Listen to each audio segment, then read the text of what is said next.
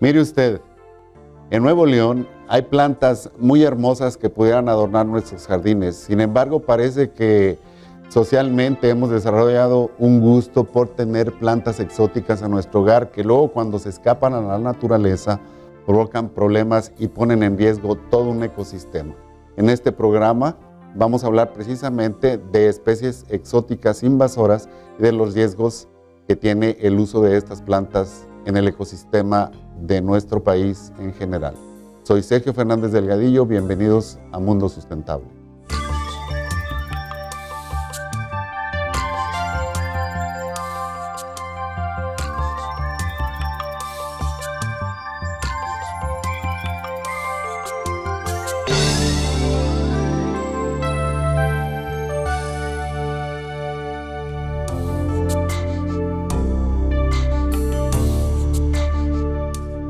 En la naturaleza podemos encontrar diferentes tipos de ambientes dependiendo de la altura, de la cercanía con el mar, de áreas desérticas, y los seres vivos que proliferan o se pueden desarrollar en cada una de estas áreas pasan a ser especies específicas o endémicas de ese sitio.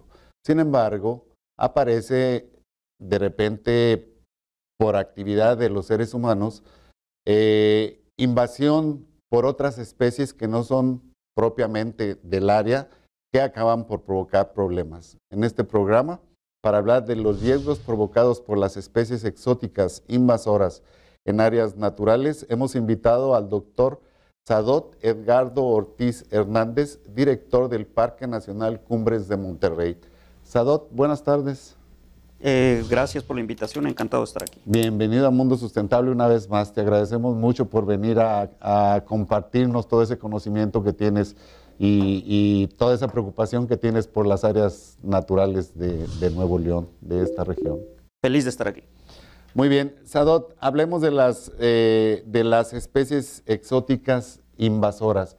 ¿Qué son? Son especies que no se distribuyen de manera natural en algunos espacios. Partiría de un detalle importante. Dentro de los diferentes tipos de vegetación y diferentes ecosistemas que tenemos en el país, hay algunos que son prioritarios, es decir, que tienen relevancias por las mismas características.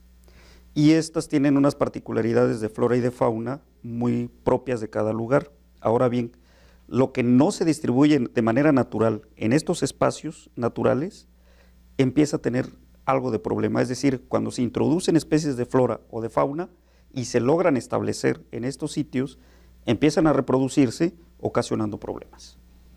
Empiezan a ocasionar problemas.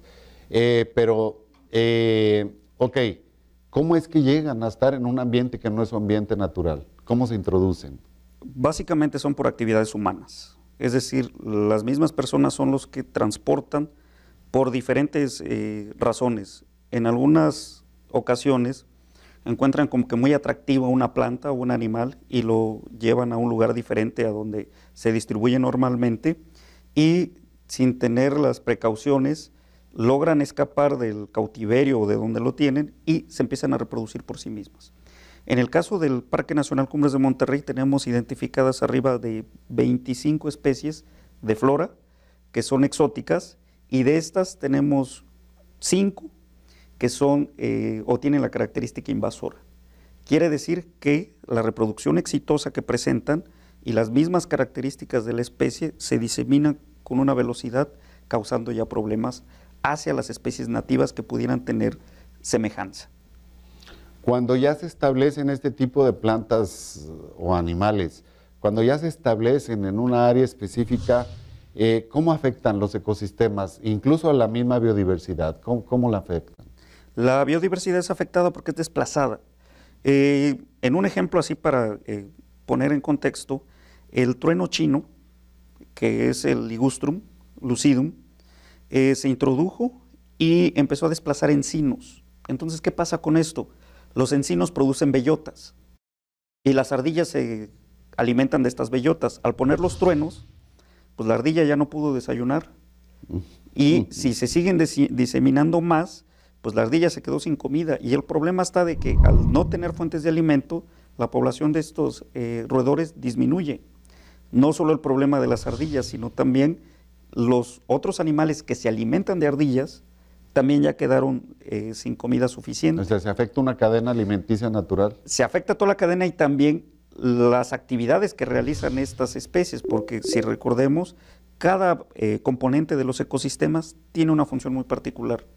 Entonces, en el caso de las ardillas, porque lo agarramos de ejemplo, en algunas especies logran enterrar semillas que después no logran recordar dónde las pusieron, y es como se empiezan a sembrar la siguiente generación de especies de árboles. Si no tengo estos sembradores naturales, estoy comprometiendo ya también la siguiente generación de árboles. Entonces, es así como que la alteración aparentemente de una pieza, pero tiene repercusión en las demás partes que tienen interdependencia de las mismas, ¿no?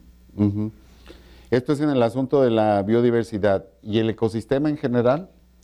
El ecosistema en general se ve afectado también porque en un ecosistema todo está conectado con todo. Entonces, al no tener las piezas funcionando adecuadamente, empiezan a tener repercusiones también.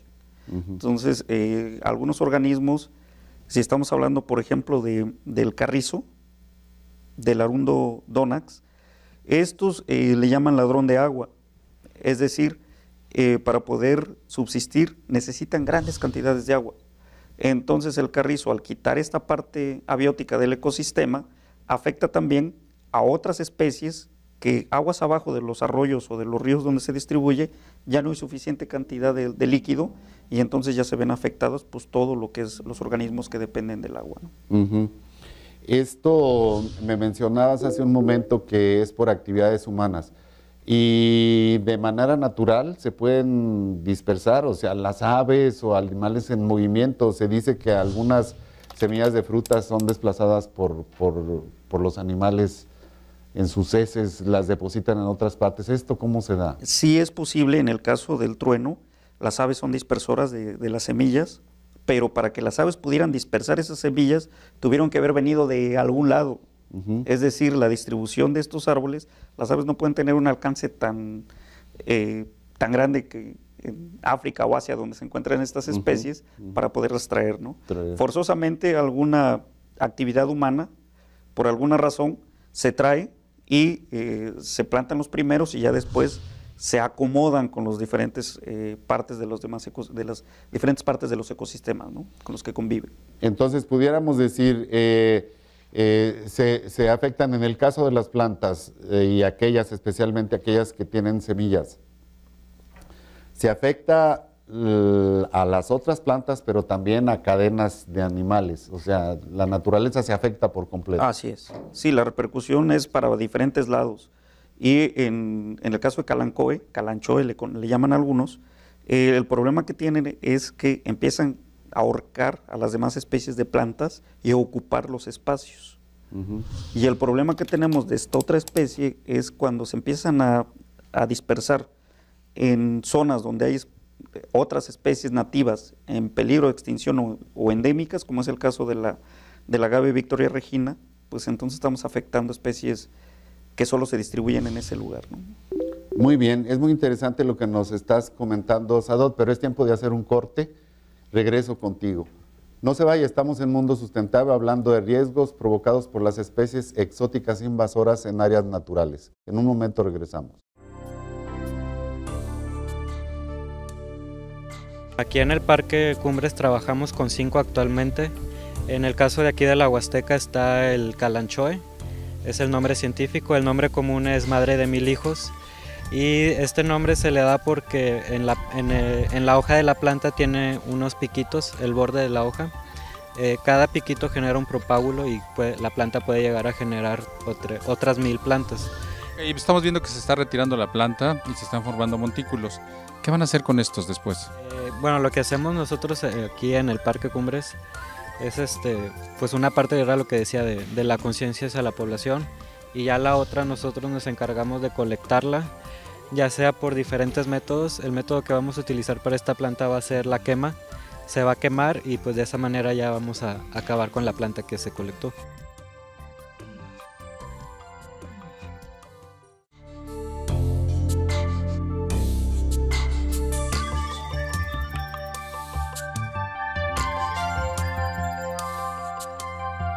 Ya estamos de regreso con usted y recuerde que puede vernos en cualquier parte del mundo a través de la página de la Universidad Autónoma de Nuevo León, www.uanl.mx,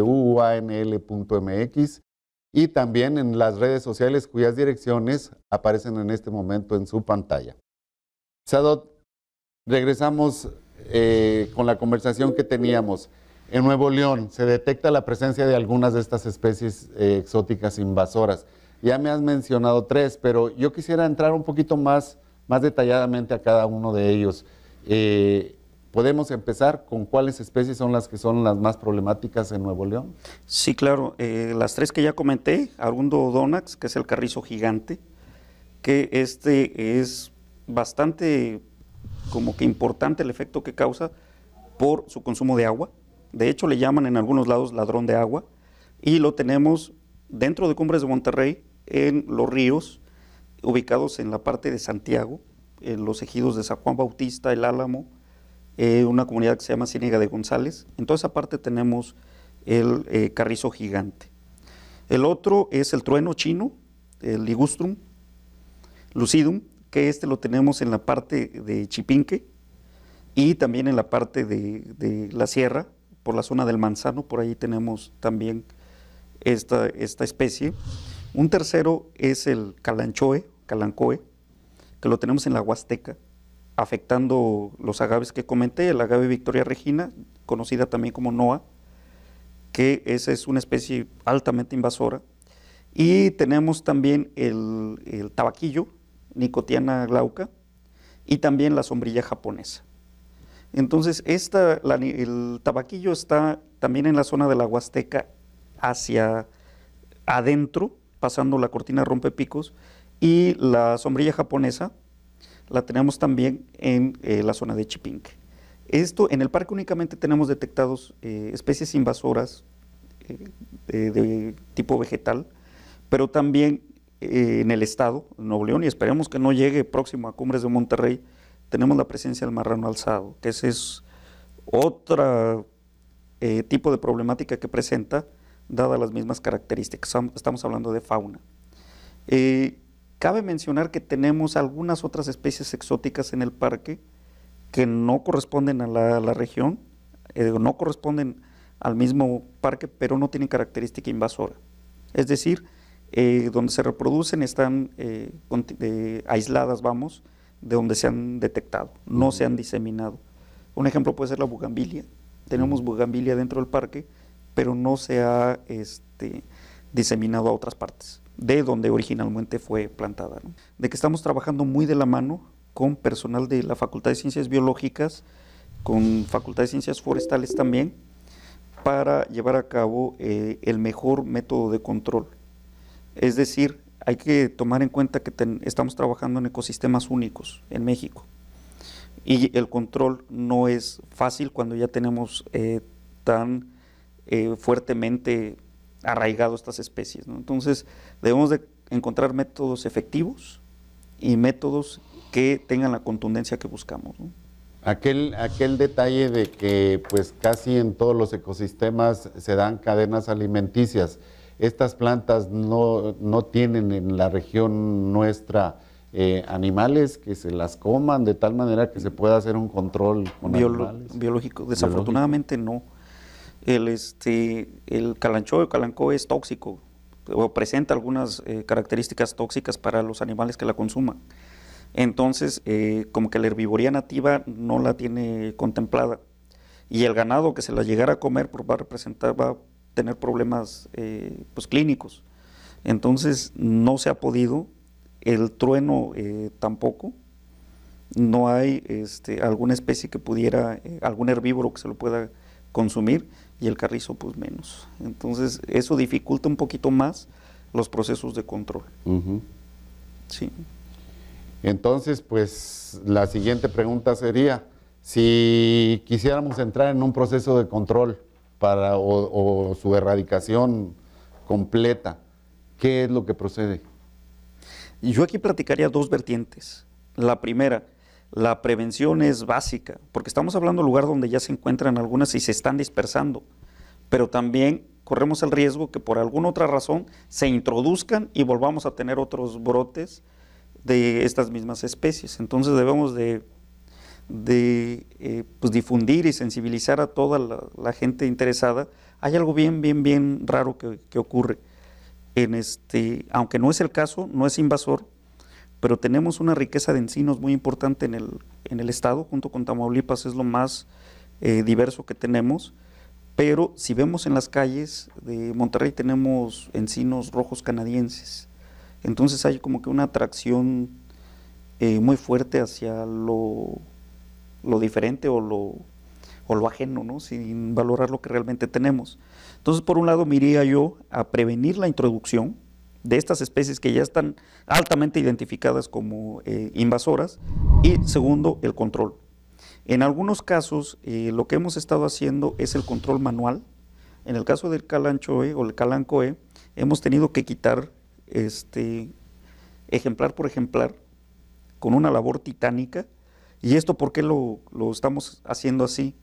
Porque no queremos utilizar químicos que después tengan diferentes grados de persistencia, afectando otras especies que no la deben ni la temen, que están presentes en ese mismo lugar. Sí. Entonces, aunque tenemos algunos elementos, algunas sustancias químicas que pueden funcionar, hemos preferido entrarle por la práctica manual.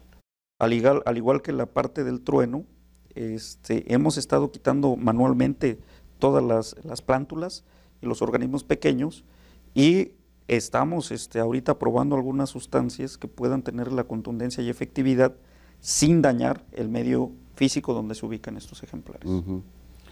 En el proceso me ha tocado ver, nosotros hemos estado 2 veces en la Huasteca y las 2 veces nos han referido al calanchoe como una situación de problema. Sin embargo, en la primera vez que estuvimos por ahí nos dimos cuenta que el proceso de manipulación de la planta en sí, cuando la sacan del suelo y la acumulan en un sitio, pues con los propábulos se llaman estos, sí, que son su esquema propio de reproducción, si no hay un cuidado adecuado en la manipulación de esta planta, aun y cuando la estoy tratando de erradicar, yo mismo puedo hacer un proceso de diseminación, ¿no? Sí, hay que tener mucho cuidado. Lo que estamos haciendo nosotros es, una vez que se arrancan las plantas, se ponen lonas, y sobre las lonas se quedan todos los ejemplares, pero en algunos casos como que esas plantas se niegan a morir, no mueren, y ya cuando vamos a ver ya están rebrotando otra vez dentro de los mismos montones donde se acumularon estas plantas. Lo que hacemos es ponerlo en intemperie, que le toque unas buenas cantidades de sol, y cuando ya está en la mayor parte seca, se le enciende. Tenemos otro equipo que se está usando ya el manejo integral del fuego, en donde con compañía y asesoría también de los compañeros de la CONAFOR, se hacen quemas prescritas de esos, y con fuego ya quemando propábulos y todo, a ver si es cierto que sí, que se puede mantener, que pueden rebrotar otra vez, ¿no? Sadat, es tiempo de hacer otro corte, regreso contigo en un momento. No se vaya, estamos hablando con el doctor Sadat Edgardo Ortiz Hernández, de especies exóticas invasoras en áreas naturales de Nuevo León. En un momento regresamos.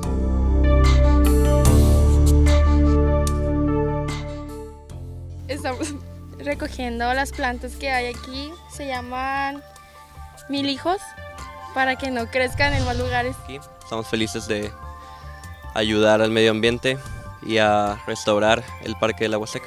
En nuestra carrera es importante preocuparnos por la sustentabilidad del ambiente y todo eso.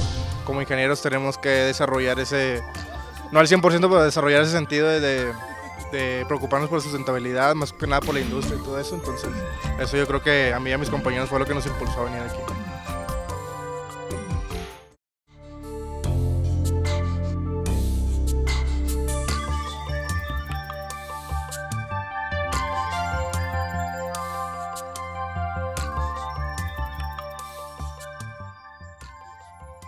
Ya estamos de regreso con usted en Mundo Sustentable.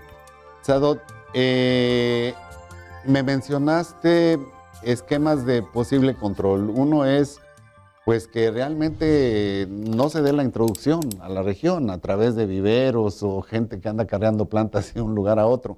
Y la otra es que ya estando diseminada, pues tratemos de erradicarlas directamente quitándolos del suelo, ¿no? La sociedad en estas dos acciones, ¿qué rol tendría? ¿Cómo podemos hacer que la sociedad se haga más consciente de este asunto para evitar que suceda?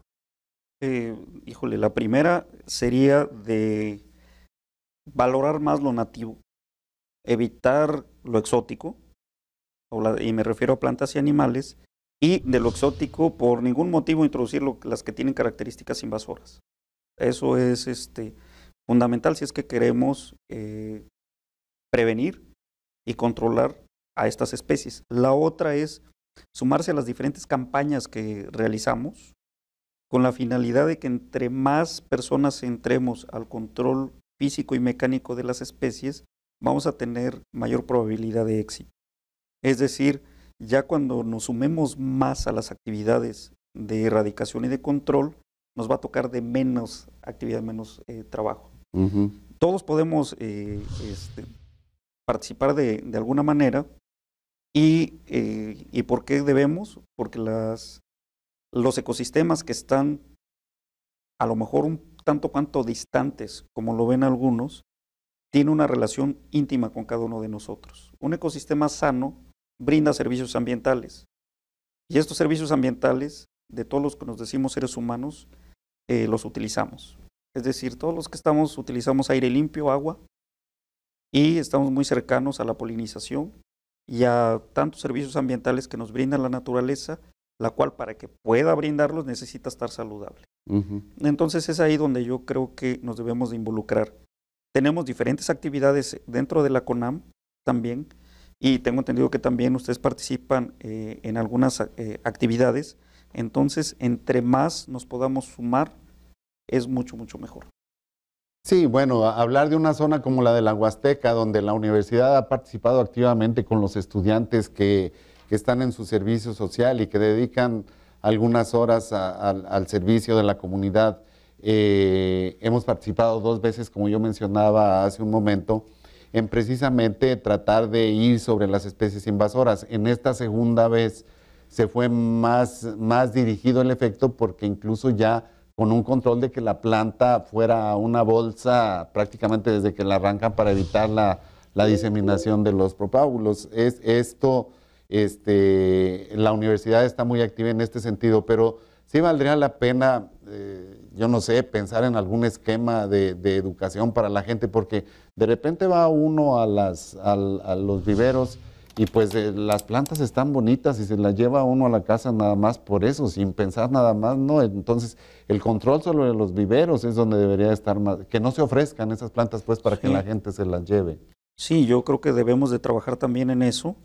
Y hemos tenido ya algunas pláticas y talleres con algunos viveristas. Nos falta todavía aumentar más la cantidad de personas que se dedican a la venta de plantas, y también en hacer como que más grande el número de personas sensibles a lo que es un exótico invasor.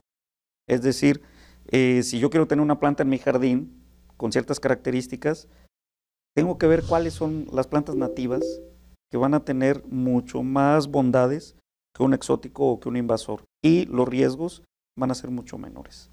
Entonces, dando la oportunidad en medios de comunicación como de empezar a difundir cuáles son las especies que no es conveniente, que no se deben introducir en ninguna parte de los jardines o de algunas, y máximas si están contiguos a zonas silvestres, ¿no? Sadot, entonces, démosle un mensaje al público, ya para terminar este programa, de plantas nativas que pudieran ser tomadas en cuenta como plantas de ornato para los jardines, dado que siendo de la región, pues pueden proliferar muy fácilmente y además adornar. Sí, claro, un llamado para todos para rescatar lo nativo.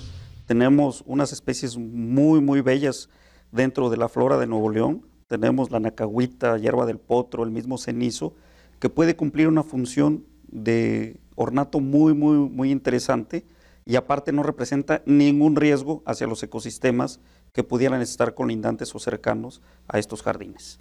Entonces, di sí a lo nativo, di no a lo exótico, Y si es exótico invasor, triple no. Entonces, eso ayudaría muchísimo a conservar y evitarle riesgos a los ecosistemas que tenemos muy cercanos a Monterrey. Muy bien, pues muchas gracias, Adot, por este programa, siempre tan ilustrativo todo lo que nos platicas. Ojalá y la gente entienda esto para salvar a la propia naturaleza de nuestro estado, ¿no? Gracias por la invitación otra vez y estamos a la orden. Muy bien, y mire usted, tome en cuenta lo que el doctor Sadot nos ha dicho en esta tarde. La verdad es que en Nuevo León hay plantas que pudieran adornar nuestros jardines sin provocar problemas ni riesgos a nuestro propio entorno natural. Lo esperamos en los siguientes programas de Mundo Sustentable. Gracias.